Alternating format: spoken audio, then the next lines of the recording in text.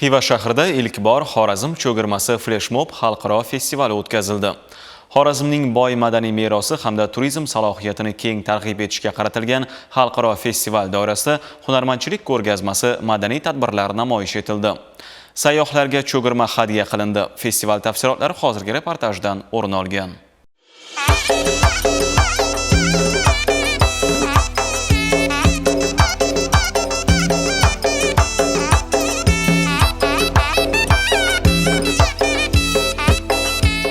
Mana bu cho'girmalarga qarang, ular son jihatdan juda ham ko'p va aksariyat qismi oq rangda.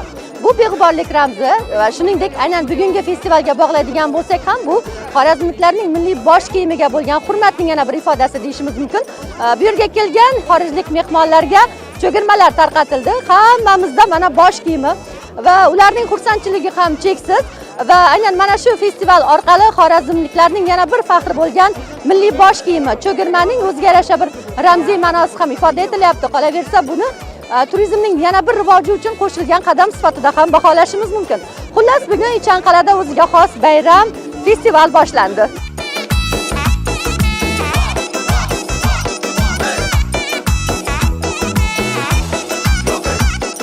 Xorazmliklar bugun ko'hna Xivaga kelgan mehmonlarni o'zgacha faxr bilan qarshi olishdi. Minglab sayyohlarga xorazmliklarning milliy bosh kiyimi cho'girma esdalik sifatida hadya qilindi.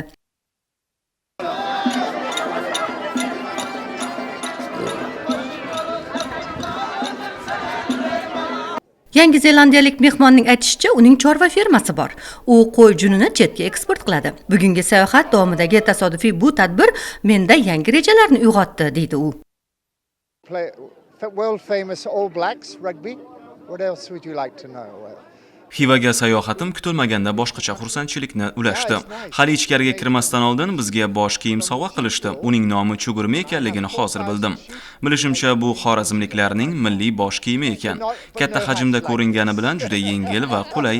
Cho'girma tayyorlashda echki terisi va juni asosiy xomashyo ekan. Endi uyga qaytgach, men qo'y terisi va junidan tayyorlatib ko'rmoqchiman. Bu hozir tug'ilgan reja, o'xshaydimi yo'qmi bilmadim, lekin menga eng yoqqan jihati bu tadbirning o'tkazilishi bo'ldi. Ota darvoza oldida yig'ilgan mehmonlar ichkariga taklif qilindi. Ularni madaniyat va san'at vakillari milliy folklor qo'shiqlari bilan qarshi olishdi.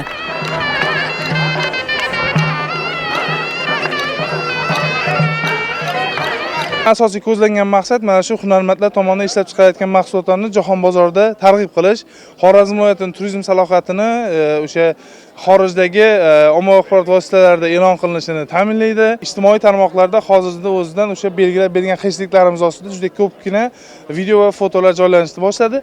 Bu albatta targ'ibotni va biz ko'zlagan maqsadning asosiy bir qismi. Sayyohlarga hamrohlik qilayotgan gid ekskursantlar ham bu tadbirning mohiyati hamda milliy bosh kiyimning tarixi haqida so'zlab berishdi. Ichanqala maydonlarida viloyat qo'g'irchoq teatri jamoasining ham badiiy chiqishlari namoyish etildi.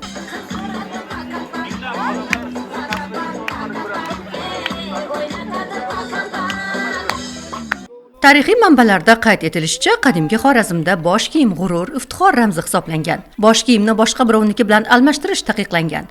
Otaning bosh kiyimi faqat uning o'g'liga meros qoldirilgan. Hozirgi kunda ham aksariyat xorazmliklarning uyida ajdodlardan meros qolgan cho'girmalarni uchratish mumkin. Hunarmandlar ham bugun bu an'anani saqlab qolishga va targ'ib etishga harakat qilishmoqda.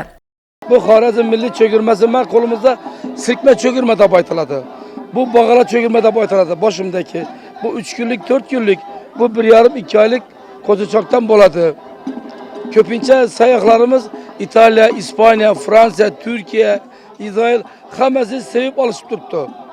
Hozir chet ellik sayyohlarga o'zlarimizni milliyligimizni ko'rsatib namoyon qilib turibmiz. Bayramlarga faqat oqini kiyishgan. Ko'pincha chet ellik sayyohlar cho'girmani qorasiga, oqiga ko'p ham qiziqib turibdilar. Cho'girma voha aholisining etnik xususiyatlarini o'zida namoyon etadi. Cho'girmaning to'galak, sherozi va silkima turlari bor. Hunarmand tomonidan qadimiy an'analarni saqlab qolgan holda milliy bosh kiyimlarning zamonaviy turlari ham yaratilmoqda. Sherozi, jirmiz, qamar, sur, o'rik gulli kabi cho'girmalar aholi o'rtasida tobora urf bo'lmoqda. White Hat Festival, the Turgama. Xivaga kelib o'zimni go'yoki tarix ichiga tushib qolgandek his qilyapman. Bu shahar haqida ko'p eshitgan edim, lekin ko'z bilan ko'rish butunlay boshqacha ekan. Eng yoqimlisi esa sayohatimiz Cho'girma festivaliga to'g'ri kelgani bo'ldi. Bu yerdagi milliy kuy-qo'shiq va raqslar bizga juda yoqyapti. Yana jarayonlarga qaytsak, Ko'hna Ark maydonida ham davom etgan madaniy tadbir namoyishi mahalliy va xorijlik mehmonlar e'tiborini tortdi. 大家好，我是来自中国的游客。Bizga mana bu bosh kiyimini sovg'a qilishdi. Bundan juda xursandmiz. Cho'girmani birinchi marta kiyib ko'rishim menga yoqdi. Uni ko'rinishi diqqatimni tortganligi bois bu bosh kiyim qanday tayyorlanishi haqida qiziqib ko'rdim. Bir qancha ajoyib ma'lumotlarga ega bo'ldim. Bizning ham milliy bosh kiyimimiz bor, lekin hajm jihatdan sal kichikroq. Cho'girmadan ancha farq qiladi.